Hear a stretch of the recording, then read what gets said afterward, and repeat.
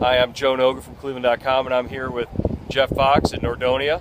We're going to jump in the car, go for a ride, and you're going to come along with us. Let's go. When you took the job, did you imagine having so much success so early on? I went into it without any true expectations. The infrastructure definitely was here. We got great kids. Obviously, I'm so fortunate to time it with.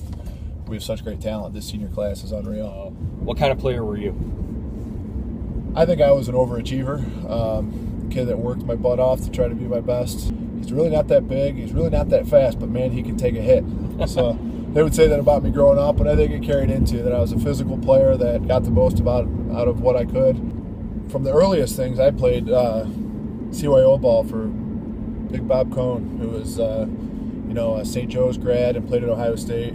Back at Immaculate Conception School, and that's the earliest roots, learning your work ethic and everything. But to get that win and outlast a team that's that tough, and we knew going in was going to be that tough, was just reaffirming of what we knew about these kids. These kids we have right now are so competitive and so tough, and as they go through a game, you just feel confident that they're going to make plays when the time is right. And even though we were down earlier in that game and it was close and it went to overtime, you just had a sense of confidence about them, and it reaffirmed a lot about what this collection of kids does on our team.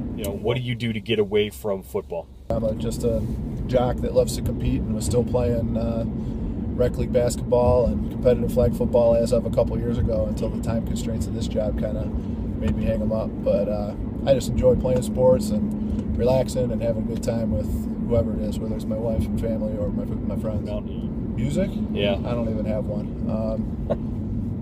I listen to sports talk radio. I think in my car I have an audio CD of an organizational audio CD trying to help me since I'm hopeless organizationally half the time. You have the Tony Robbins system, is that what you got in it? Something like that. Advice on how to be more organized. I think that's what I have in my CD player right now. But I'm sports talk radio or just turn it off and unwind after a day, usually.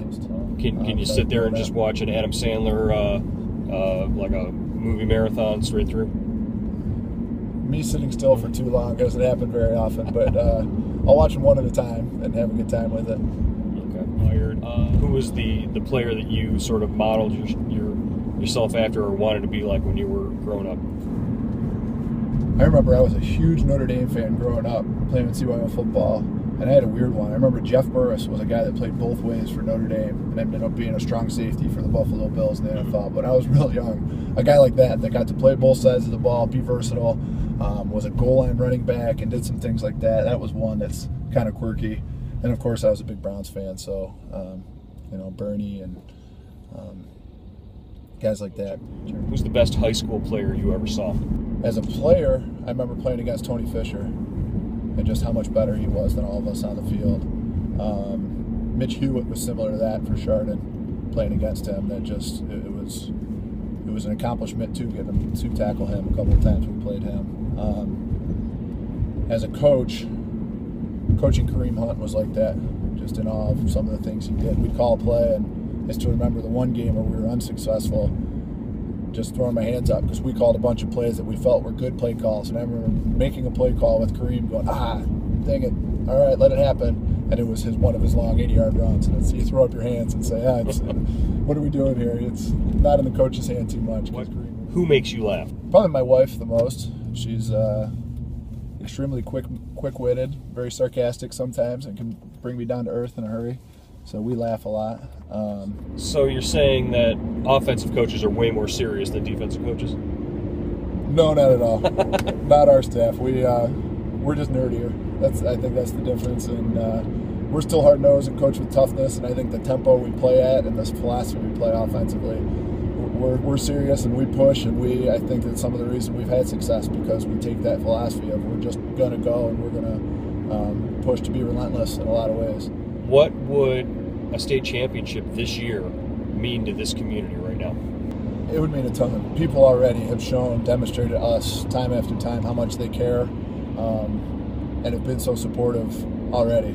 If we did finish the job and win a state championship that they were so close to in 02 and 06, the town would be so supportive, so proud.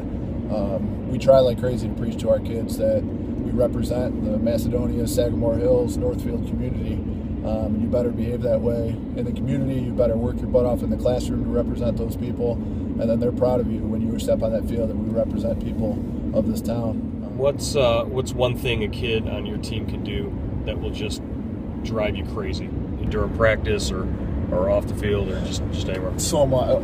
You have to be around our kids. They are the silliest group of individuals I've ever met. They have discipline in the way that when it comes to football, they will work as hard as they can. They'll do what you ask. They'll execute the schemes. They've demonstrated that they're going to be successful in that way. But they are a squirrely group. To get them to be quiet for 5 minutes is an impossible task. They will talk. They will joke. They will laugh.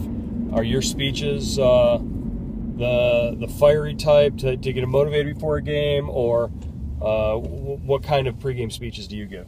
I try to give a mixture. A lot of times, my intensity comes out to make sure you're ready to play. There's nothing better than a Friday night to truly let your emotions go. That's why I talked about when I was younger, basketball was my sport, but football I truly fell in love with because of the emotion you get to play with, and there's nothing like a Friday night to play with the guys next to you and play for them. And speeches are a time for me to kind of let it all out. All right, well, Coach, appreciate it. Thanks for coming with us.